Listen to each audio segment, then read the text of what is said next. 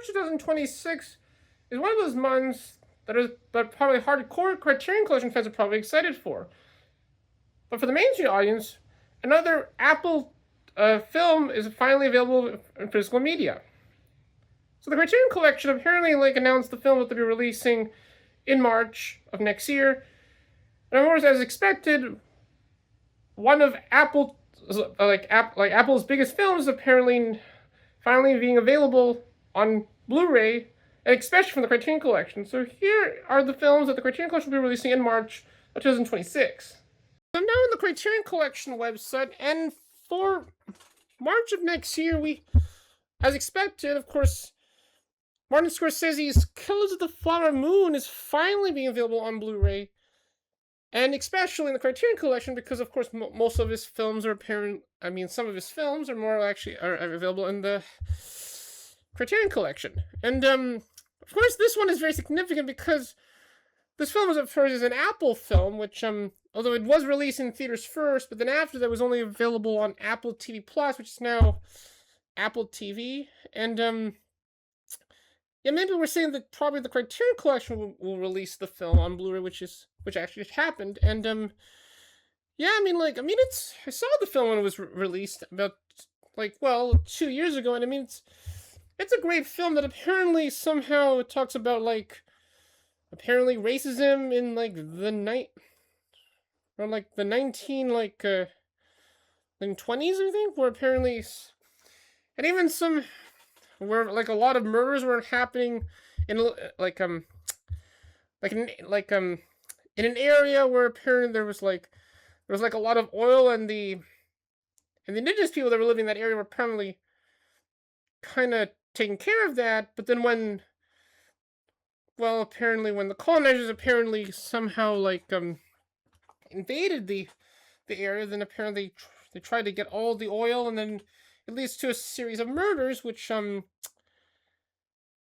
but also kind of showing how racist the United States was during that time, which and it's apparently it does also focuses on various people, including the main person in the film played by Leonardo DiCaprio, and somehow his wife, which is played by Lily Gladstone, who could have got an Academy Award for her performance in that film, but apparently she didn't get that award in the year it was nominated. And then you also got the people in the area as well too, that kind of get involved in all the many problems happening in this area in Oklahoma.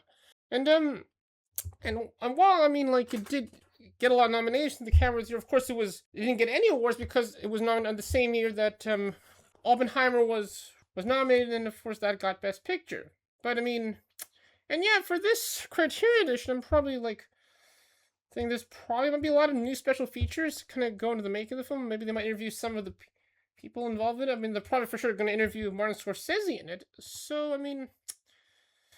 know this is a recent film, but so kind of quickly to kind of go through it. Let's find out what the film's about. And apparently, with the cover of this release, apparently it kind of summarizes the film. And this might be something that's probably been seen at the end of the film, but it's not a spoiler at least. But it's all great. So in Killers of the Flower Moon, the elegy agreed, betrayal and murder. Martin Scorsese's master adaptation of David Grann's true crime bestseller unfolds in 1920s Oklahoma, where the discovery of oil brings extraordinary wealth to the Osage people. Into the world comes ne'er-do-well Army veteran Ernest Burkhart, who joins his dubious uncle, played by Robert De Niro, probably one of many collaborations with Martin Scorsese, in a horrifying scheme to rob the Osage of their money and land.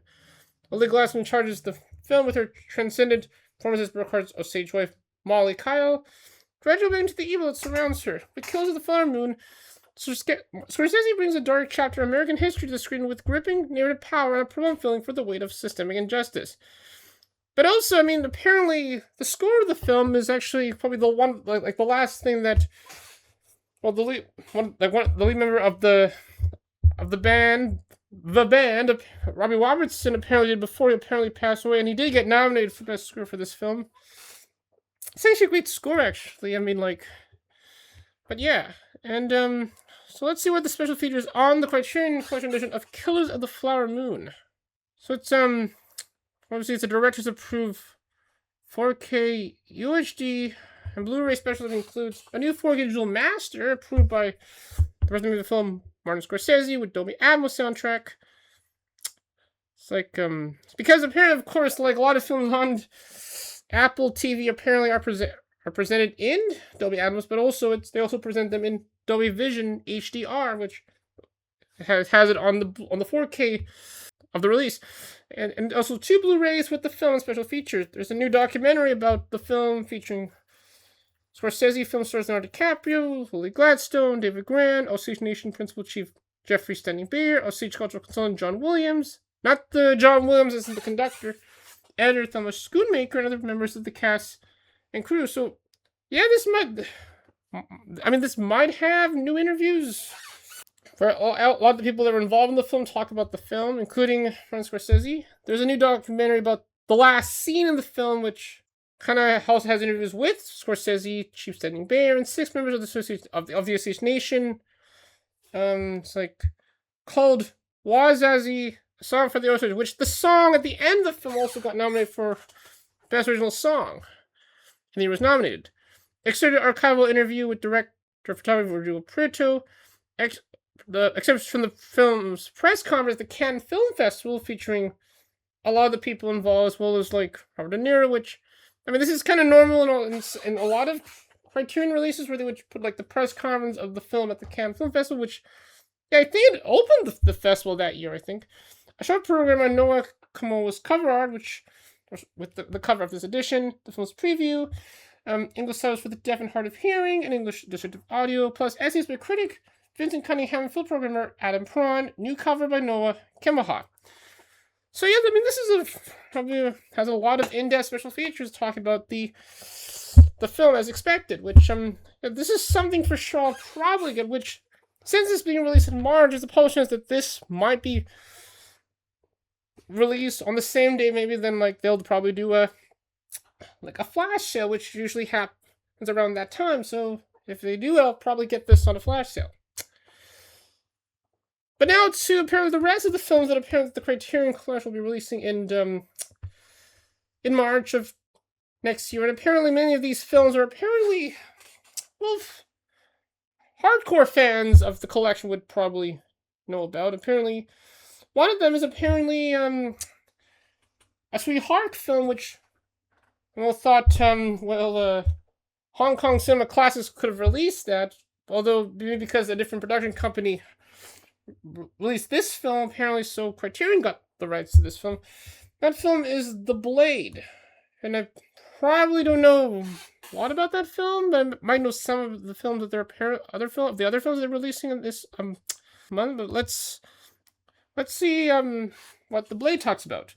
Among the boldest accomplishments of Hong Kong cinema's golden age, this uniquely versatile martial arts film puts a gritty new spin on the story of the one-armed swordsman, an iconic figure from the moment he was introduced by the Shaw Brothers Studio in 1967.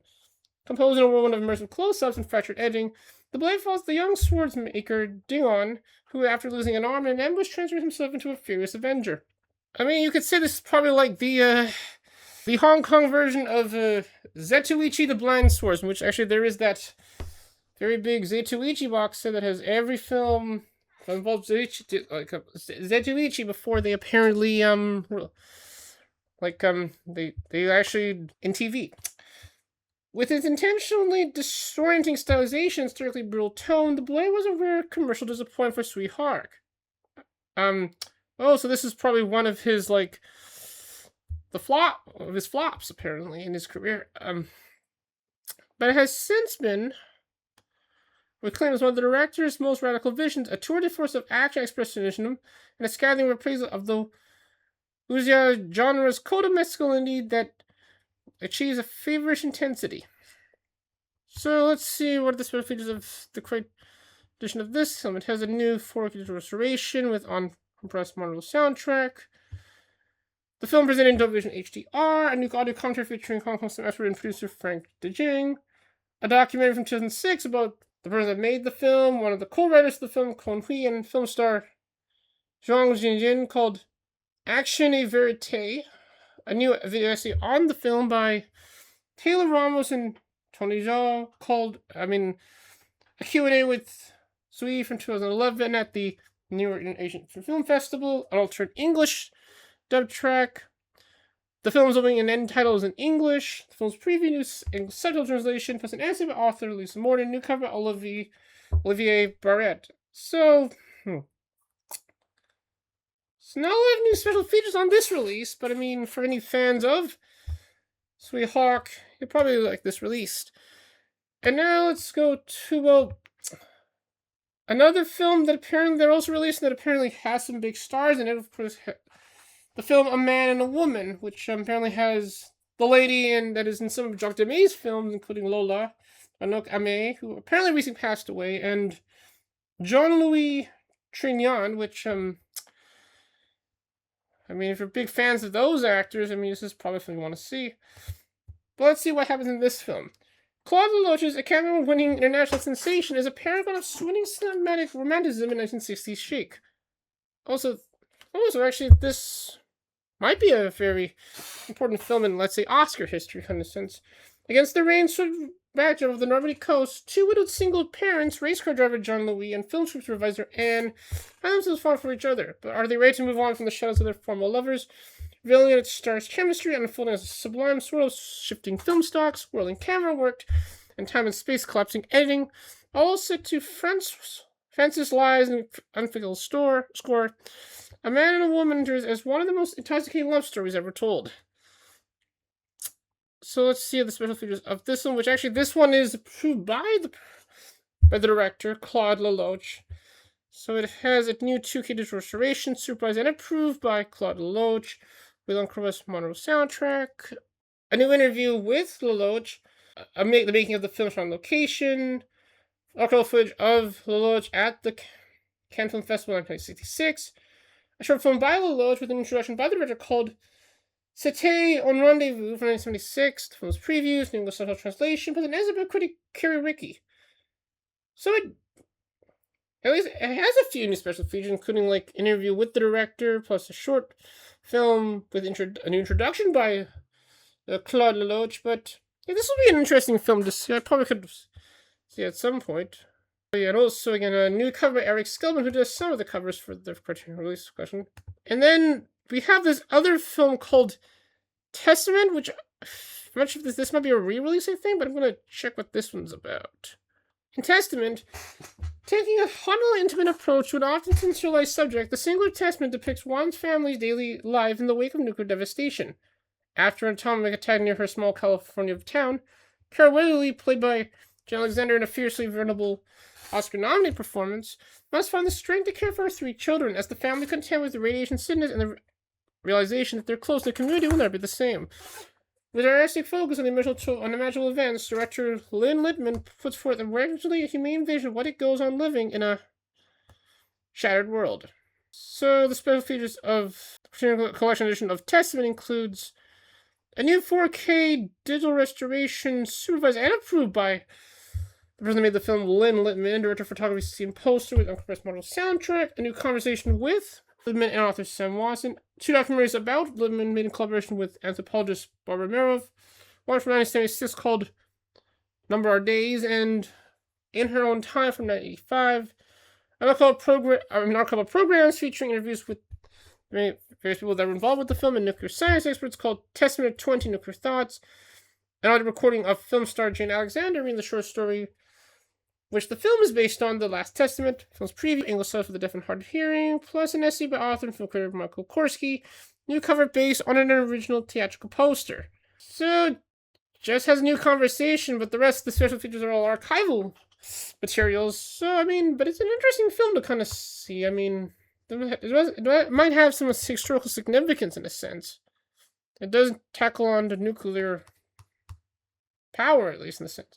And I think the rest of the film that they're probably going to be releasing in March 2026 are apparently re-releases. Of course, one of them is the Claude Sauté film Clatu Risky, starring John Paul Belmondo, which you'll probably know is one of the people that was in the film that caused the French movie to go mainstream with Breathless, Which, of course, there's the film that talks about the making of that with Nouvelle Vague, directed by Richard Linklater, which, although it's available now on Netflix in the, at least in the United States, but in my area, apparently it's not available yet, surprisingly, which, apparently this film actually was released after he did Breathless, which is kind of interesting, but let's see what's version about this re-release of the film, which has a new 4K. There's a restoration with the film presented in Dolby Vision HDR.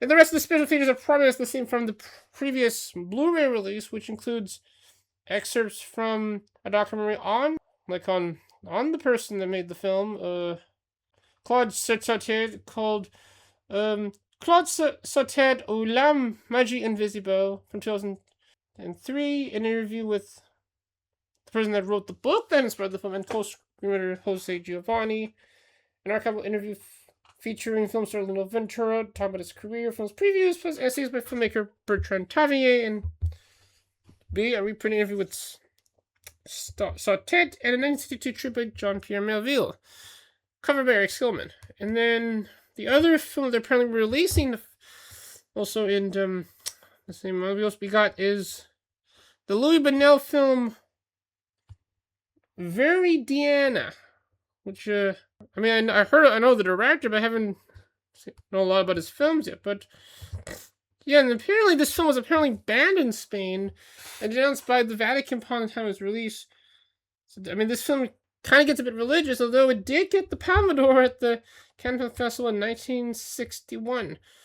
And for this re-release, it does have a new 4K restoration, with the film apparently not presented with HDR, and as usual, of course, the rest of the features on this edition apparently are probably going to be the same as the previous Blu-ray release, which includes interviews with film star Sylvia Pinal, film scholar Robert Porton, an excerpt from an episode of Cinéaste de Notre Temps on the early career of Louis Buñuel, from 1964, film's preview, and an essay by film scholar Michael Wood, interview with Buñuel, with a new cover by Eric Skillman, I think.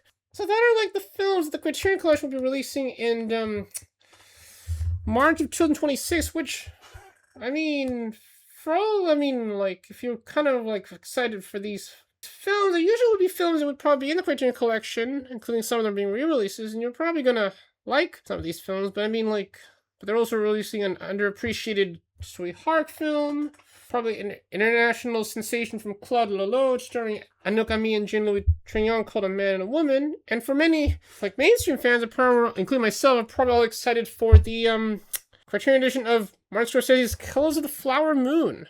So this probably arrived in the mail, where apparently have, like, my copy of the Criterion Collection edition of the film version of American Utopia, which, yeah, I know I did see this, when it was, like, first aired on HBO, but I mean, like, and this was during the pandemic, but I mean, since this has a new master of the film, so this is probably going to be an interesting watch to see what the film is supposed to look like. I mean, and first in the cover, you kind of see, like, the production art of the show that's seen in the film, and then, like, it also kind of knows that this is a director-approved 4K UHD and Blu-ray, combination approved by the person that made the film, Spike Lee, which, as you probably know, is a big fan of the greatest concert film of all time, The Talking Heads Stop Making Sense, which kind of makes sense for him to direct, well, the film version of a little project that apparently the lead member of the band, David Byrne, apparently made. And apparently, yeah, this happened apparently, like, before the pandemic, which is kind of interesting. And then, like, and